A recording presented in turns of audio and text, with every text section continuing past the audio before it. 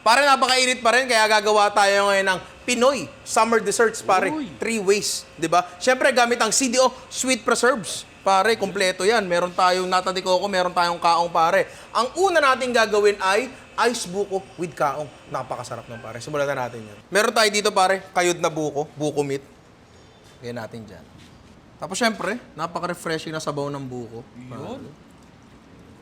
Gata, pare. Yung mga quantities na yan, kayo na bahala, hindi naman yan masyadong mahigpit, pare. Very forgiving yung recipe na yan. Next natin, asukal. Kayo na bahala kung gaano katamis, pare.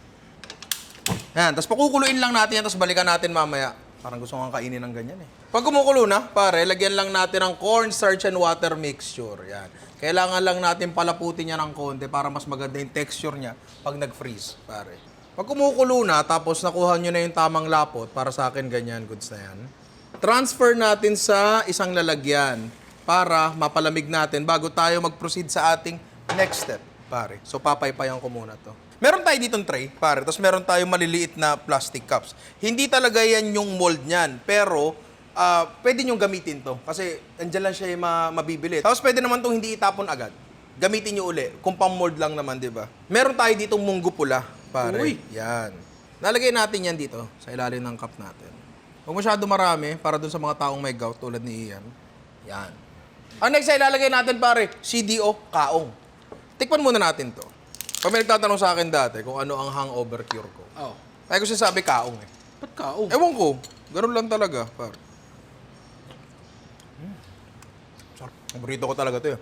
Sweet, fruity, convenient pare kasi ready to use na. Pwede mo nang gamitin agad ngayon na, di ba? Lagyan natin pare CDO kaong yan. Yan, medyo marami-rami yan. Yan. Gustong-gusto ko kasi yung ano nito, yung texture nito, yung medyo chewy siya ng konti, pare. Tsaka yung classic taste niya, na bagay dito sa ginagawa natin, pare. Na-excite na ako dito. Next, pare, etong buko mixture natin. Buhos mo lang dyan. Yan. Hanggang doon lang siguro sa linya, pero it's up to you. Taktak mo lang ng konti. Tapos kuha tayo ng popsicle stick. Yan, iusod lang natin ng konting ganyan. Tapos, para ma-make sure lang na walang air bubbles, pare. Tapos, isuksok lang natin yan dyan, pare. Ayan na. Diba? So, gawin lang natin sa lahat yan, pare. May naririnig ako dyan na nagtatanong kung bakit ko daw nilagyan ng cornstarch, pare. May nagtatanong eh, narinig ko eh.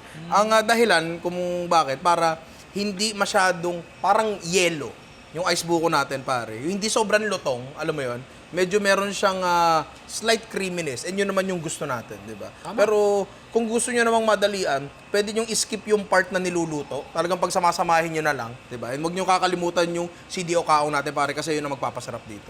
Okay na siya, di ba? So ngayon, ipipreser natin to, tapos balikan natin maya-maya or bukas, basta tumigas siya. So habang pinapatigas yung una natin ginawa, gumawa naman tayo ng isa pa na napakasarap, pare. Gagawa tayo ng coconut panna cotta with CDO jelly bits. Pare, napakasarap nun. Ito siya, oh. Yan, di ba? Sisimula tayo sa 1 cup ng tubig. Mainit. Tapos 2 pakete ng gelatin. Haluin lang natin yan. Yan. Hanggang mabasa lahat. At iiwanan natin to dito for siguro mga 10 minutes. Kailangan lang natin ma-rehydrate muna yung gelatin powder natin. Tapos balikan natin mamaya. After mga 10 minutes yan, sisindihan na uli natin yan, pare. Tapos, para dito sa gagawin natin, mas magandang gamitin dito ang delatang gata. Pwede kayong gumamit ng fresh gata, pero sa experience ko, mas okay gamitin dito ang delata. Lalagay natin yan, 2 lata yan, pare. Next ay lalagay natin, pare, ay asukal. White sugar, syempre. Tapos kayo na bahala sa sweetness niya, pare. Yan, tapos pakuluin na lang uli natin to. Yun, hintayin natin matunaw yung asukal, tapos i-mold na natin. So habang iniintay natin uminit yon, pare, prepare na natin ang ating CDO, Coco Jelly Bits, pare. Yun, no? Classic nata de coco taste, pare. Chewy and juicy. Sobrang okay na ito. Busing ko yan. Papapakin ko yan. Maglalagay tayo ng CDO Coco Jelly Bits dito, pare, yan sa ilalim ng ating hulmahan. Yung hulmahan naman, it can be anything. Pwedeng ramekin, alam mo yung kahit ano. Gusto mo, dito mo ilagay eh. Dito mo na ilagay, pare, dito mo na hulmahan. Kukutsarahin mo naman yun eh, di ba? Ayun. Ang maganda pa actually, kapag nilagay mo sa hulmahan na ganyan, hindi mo siya kailangang i-unmold. Pag in-unmold mo kasi minsan nagpo-fall apart yung ano eh, yung panakote. Masarap kasi sa panakota, pare, yung malambot. Ngayon, kapag gusto mo siyang i-unmold, minsan tumitigas siya. 'Di ba? Masarap yung parang konting konting ganun lang. Tapos eto, okay na to. Tunaw na yung asukal niya. Tapos lalagay lang natin yan dyan, pare. O yan, pare. Okay na yan. Tulad ng ginawa natin kanina, i-ref lang din natin to tapos hintayin nating mag-set. Tapos, pag okay na, tsaka natin gawin yung isa, pare. Kaka-check lang namin yung dalawang ginawa kanina, pare. Parehas na silang matigas. Yun. So, pwede na nating simulan to, pare. Gagawa tayo ng Pinoy bingsu gamit ang CDO Sweet Preserves, pare. Uy. Gumawa kami dito ng milk ice, Uy. pare. Humanap kayo ng kombinasyon nyo ng tubig, asukal at gatas. Pwede rin kayong gumawa ng purong-purong gatas. Timplahan nyo ng asukal kung gusto nyo. Nasa sa inyo na yan. Basta dapat yung yelo pa lang natin, hindi lang purong-purong tubig, pare. Yelo pa lang natin, may lasa na dapat. Tinto. Huwag madiin, ha. Kailangan yung yelo natin pino. Hindi naman pala, pare. Oh. Yelo pa lang pino na. Diba? Una, pare, yung ating sweet red bean. Ito rin yung nilagay natin kanina. Nilagyan lang namin ng asukal. Next, pare. Minatamis na langka. Langka lang yan na niluto namin sa asukal. Next, pare, Pinoy na Pinoy. Minatamis na buko. Buko lang yan, pare, na niluto, again, sa asukal. Green kaong. Yan. At isa pang magpapapinoy lalo sa bingso natin, pare, CDO, nata de coco. Yung red naman. Last Pinoy ingredient, pare, toasted pinipig. Pinoy na Pinoy. Ang ganda. Di ba? Kainin ko na to bago matunaw. Ayan, pare, ang perfect bite. Di ba?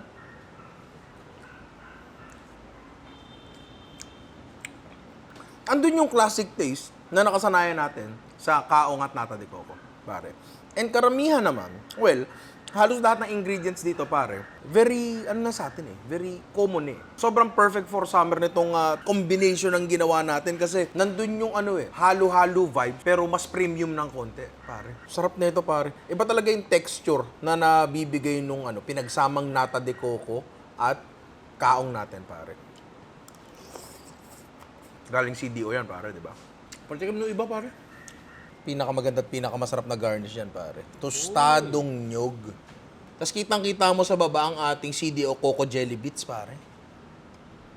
Ooh.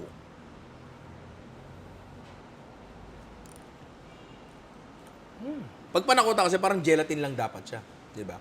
So, para sa akin, para mas maging interesting siya, texture, pare, ang kailangan. Una, yung nilagay nga nating tostadong nyog sa taas, di ba, pare?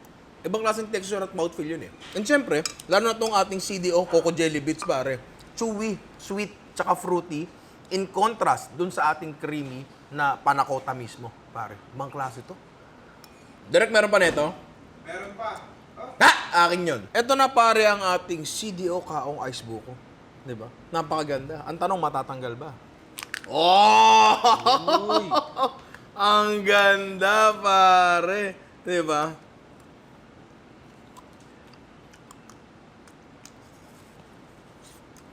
Ayun na, Ngayon ko lang nalaman to, Maganda palang i-freeze ang kaong kasi hindi siya tumitigas. Ay, pare, medyo parang... Juicy pa rin. Oo, juicy pa rin siya.